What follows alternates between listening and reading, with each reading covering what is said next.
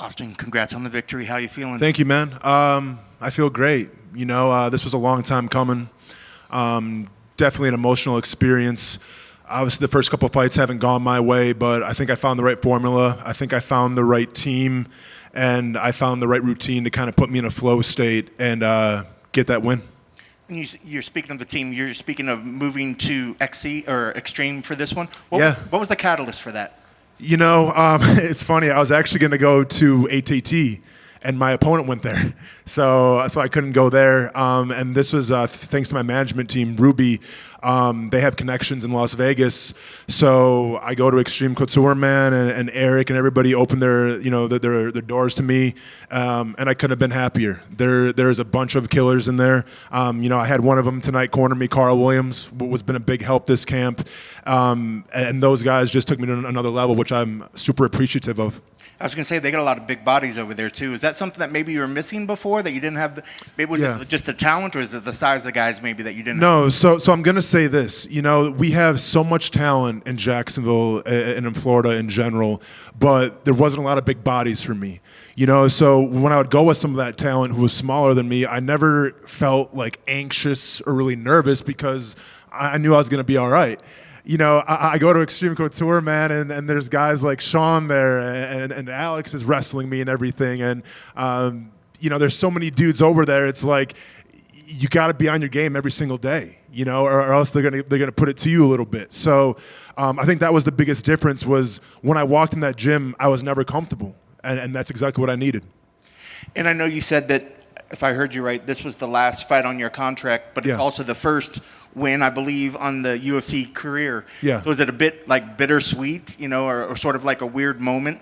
Yeah, I mean, it's definitely been a long journey, man.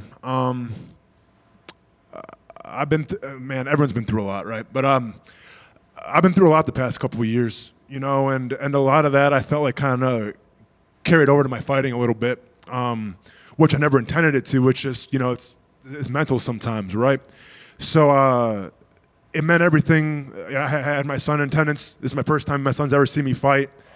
He's kind of spent the whole week with me and everything. And then once again, talking about that right combination, that right formula, that's what I needed.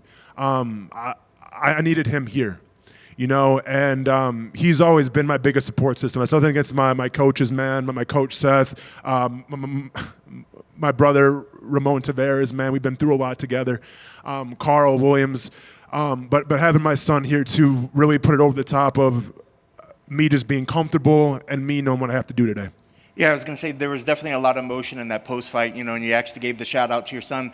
Is that something you've been waiting to do? It makes it extra special. I didn't realize he was here in the audience. I just assumed you were waiting for your first victory. Honestly, man, the whole plan was to, I don't want to say beg, but kind of talk to Dan and say, I still belong here, and this is what I'm meant to do, and, give me another contract and everything, but it's weird, man, because after that bell rung, I knew I won the fight, and all of a sudden, begging for a job and begging for more money and all this stuff, it didn't really matter anymore. I didn't care. All I cared about was just making sure that my son knows that his dad's working really hard, and he's trying to set a good example. So that's all I gave a shit about, honestly. And, we'll see what happens with the contract and everything, but I felt like I said what I had to say, and that's all that matters. Yeah, I feel it. That's definitely the most important thing tonight. And you never find out about those contracts anyways on Fight Night. Yeah. But speaking of tonight, I thought it looked impressive. I thought the game plan worked great, but kind of fill me in. I mean, definitely you were game to stand opposite of him as well, but definitely takedown seemed like a big portion of the game. Yeah. This was kind of the blueprint of my coach, Seth Dupuis, man. I think what's got me in trouble in the past is that I've rushed into things too much, and that's kind of playing football and everything. A play is 5 seconds, right? So it's get in there, get out. And you saw me in this fight being a lot more patient, use a lot more feints. And I think I kind of threw my opponent off a little bit. Obviously, the wrestling was going to be utilized because of the last fight. If you watched my opponent, he had trouble getting up, right? And you saw that tonight as well. So we knew we had the wrestling in the back pocket. And once again, that's with my teammate Carl Williams there and all the guys at Extreme that kind of prepped me for that. And it's the chain wrestling. I think in the past when I went for the takedown against the cage and I didn't get it, I would have panicked. I would have struggled. My hands would have been down. Not anymore. You know, I felt a lot more confident in there, just kind of chain things together and remain patient. So the overall game plan was obviously watch out for the crazy stuff, watch out for the high kicks. He's a very powerful, individual, and just be patient. How do those leg kicks feel that he was throwing? Oh no, I mean I'm fine with that, man. I'm walking just fine. I mean I have a couple cuts, but in the back of my head that hurt a little more than the leg kicks, man. I mean I get kicked all the time. Obviously being a tall dude, and sometimes when I spar against shorter guys, they always want to kick my leg. So I'm pretty accustomed to that. I don't know if it was, I can't remember if it was the first round, the second round. There was one time where you're going for a takedown and he got a hard warning from the ref. Looked like he grabbed the cage as he was going down. Could you tell that, or did you hear that after the fact maybe? I couldn't tell that he grabbed the cage, but I remember like going for that single thinking like, damn, usually I get people with this. This guy must be like super strong because he's not going down. So I figured something must have been afoot there, but like I didn't, I wasn't tripping about it. Yeah. Yeah.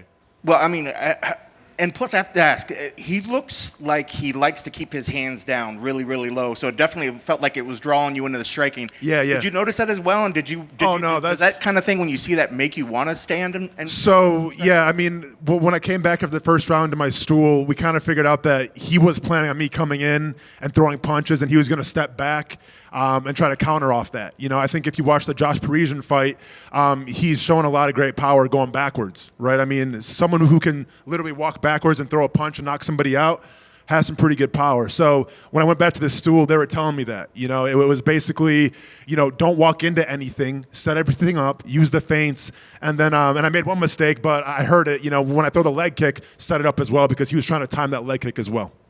Well, I know right now, like we said, you don't know what's immediately going to happen, but is the plan back in the gym on Monday? You're going to give yourself a little bit of time?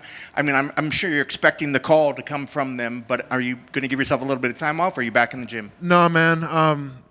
I'm not meant to really sit around. I don't like sitting around. When you sit around, man, your mind starts to wander and everything. I'm just the guy that's always back in the gym, always pushing forward, always keeping moving. One of my teammates, Ramon Tavares, really my brother, he's got a fight coming up here in Tampa. So I already told him, man, like, we're going to have some fun tonight, nothing crazy, but we're going to go back to Jacksonville, and then it's his time. And then my coach, too, my coach, Seth Dupuis, he's got a fight next weekend. So we're going to make sure that he's ready to go. So it never stops, man. What I'm saying? It's I always say this, you can play football, you can play basketball, you can play baseball, but you can't play fighting because this is a lifestyle, and this has to be a lifestyle, and that's what I've made it. So as soon as I'm back in Jacksonville, man, I'm back training again.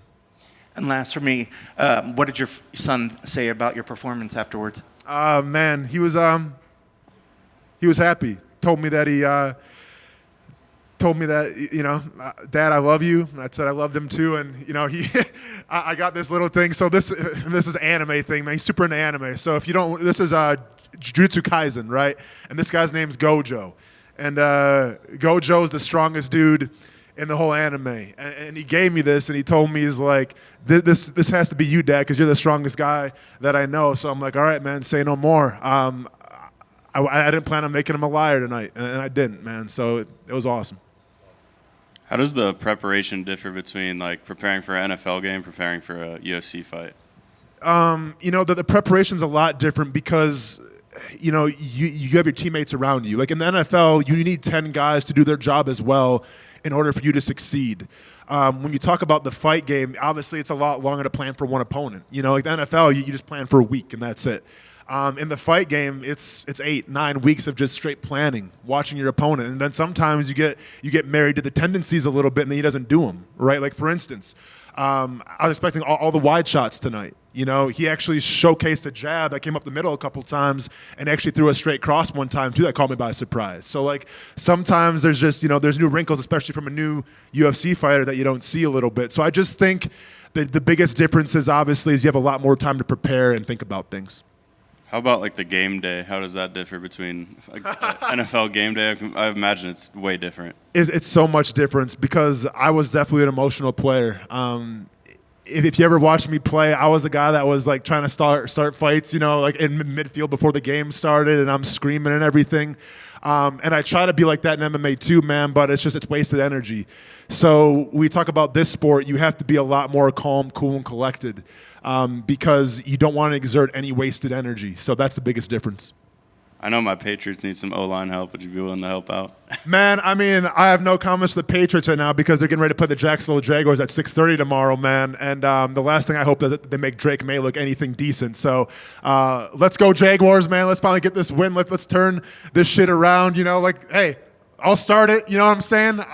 I got a win tonight or today. Now let's go and get a win tomorrow in London. Duval. Duval!